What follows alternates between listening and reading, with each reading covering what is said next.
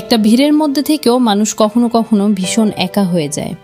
চারপাশে যখন সবাই আপনজনকে জড়িয়ে ধরে আনন্দ ভাগ করে নেয়, তখন পাশে দাঁড়ানোর মতো একজন মানুষকেও না পাওয়া মুহূর্তটা কতটা কষ্টের, সেটা হয়তো ওই তরুণ সৈন্যের চোখের পানি না দেখলে বোঝা যেত না।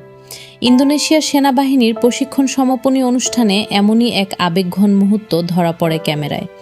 প্রশিক্ষণ শেষে একে একে সৈন্যরা যখন বাবা মা, স্বজন আর প্রিয়জনদের সঙ্গে দেখা করছিলেন, তখন একজন তরুণ সৈন্যকে দেখা যায় একা দাঁড়িয়ে থাকতে।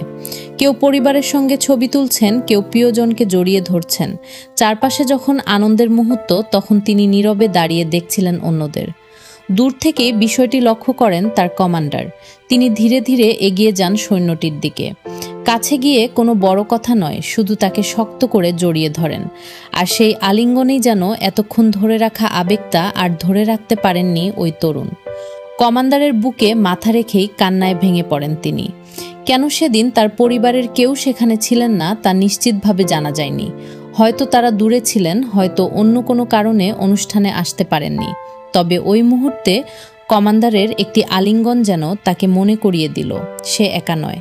কারণ সব সময় রক্তের সম্পর্কের মানুষই পাশে থাকবে এমনটা নয়।